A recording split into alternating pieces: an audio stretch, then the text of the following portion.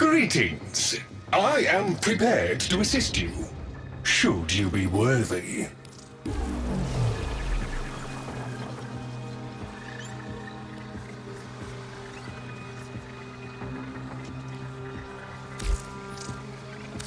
Many safe returns.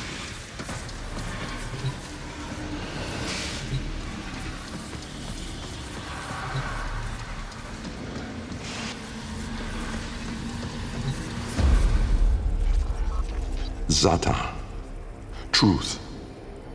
It began long before us. We who now live our perfect and dull, endless lives. It began long before these moon palaces and body markets hurling around our golden sun. It began long before our light coil thinkers, our radiation wars, our oil, smoke. It began with us, the continuity and its twin, wanderlust. The need for unseen shores deep in our marrow. No judge, jester, queen, or king can escape this old blood. We are nomads, eternal. And when no ocean, mountain, or sky could contain us, our gaze hungered starward. Afar, they mocked us with their brittle light, winking and jeering like dangling iotons, forever out of reach, illuminating the truth. Immortal as we are, we die with the sun. That's where I come in.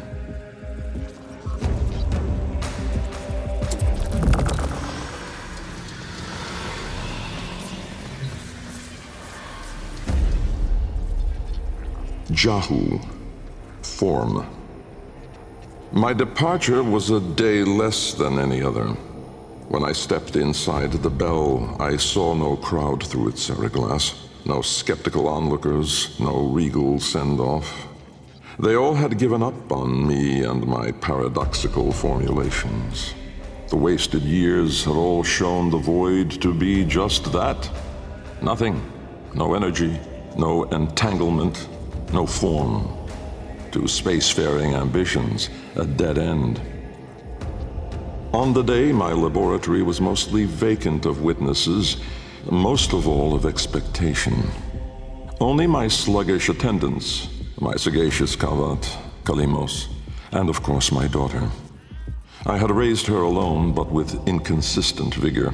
In those eyes, her mother's, I did see a terrible reflection of a man that did not exist. A brave and principled man about to make history. In truth, he was a void himself, an outcast, a joke, a nothing. Driven by my humiliation, failure had made me bitter and reckless. I would dive into the depths myself to prove them all wrong. I gave the signal. My daughter grasped the lever.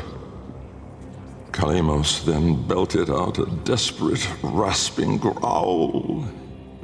But it was too late.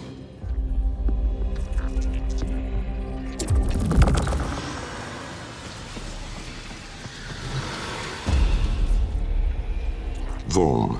Order. The calipers yawed open the wall between worlds, stretching there a black trapezoidal gap. A door, a mouth. It yawned in the light of the room, splintering it to mesmerizing, unearthly hues. And I, inside the bell, dropping obliquely toward it from my gallows. Mass and time rippled as a sudden vortex jawed before me.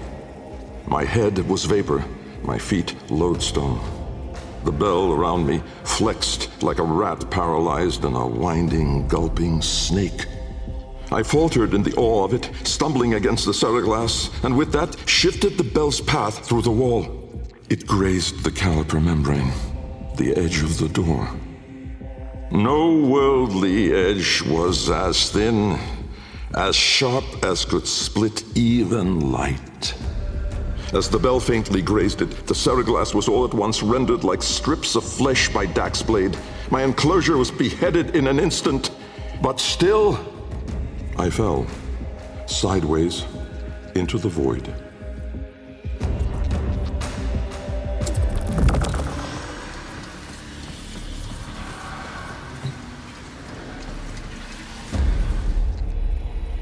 Fass.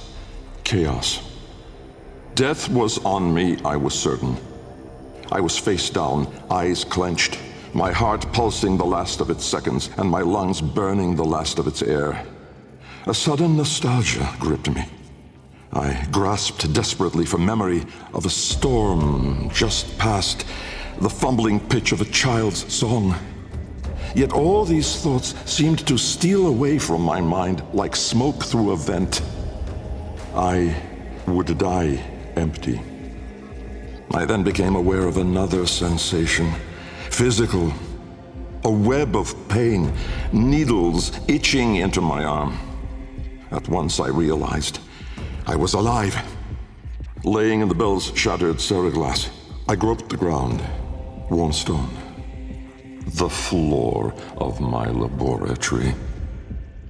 So, I had never left. And so, I had failed. Again. I heard a crunch alongside me. Someone stepping through the shattered glass. With great shame, I gasped and rose my head to face my daughter above me.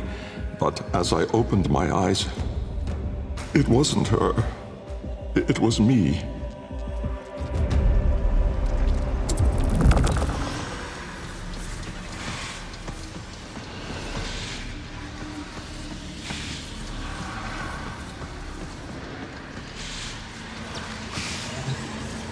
Greetings. May I be of assistance?